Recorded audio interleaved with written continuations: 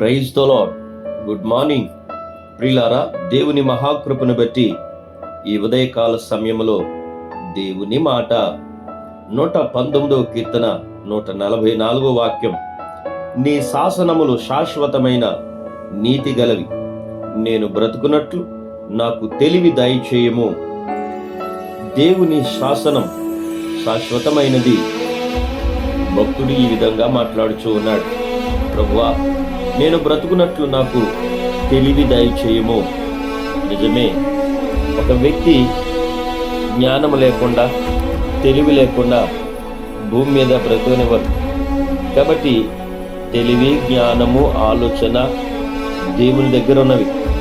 అవి కావాలంటే దేవుని పాదాలు పట్టుకుని ప్రభువుని అడగాలి. ఈయన అంటున్నాడు, నీ శాసనములు శాశ్వతమైన నీతి గల మాటలు, లేక నీతి గల నీ వాక్యము అవి నాకు దయచేయము ప్రభువా. అవి నాలో ఉంటే నేను క్షేమముగాను సురక్షితముగాను బ్రతుకుతాను అని చెప్తా ఉన్నాడు.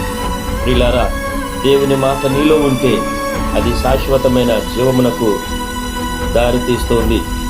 దేవుని వాక్యమును వెంబడించినట్లయితే ఆయన కృప విస్తారముగా నీతో ఉంటుంది. ఈ ఉదయకాల సమయంలో ఆయన కృప నిండారుగా మెండుగా నీతో ఉండునుగాక.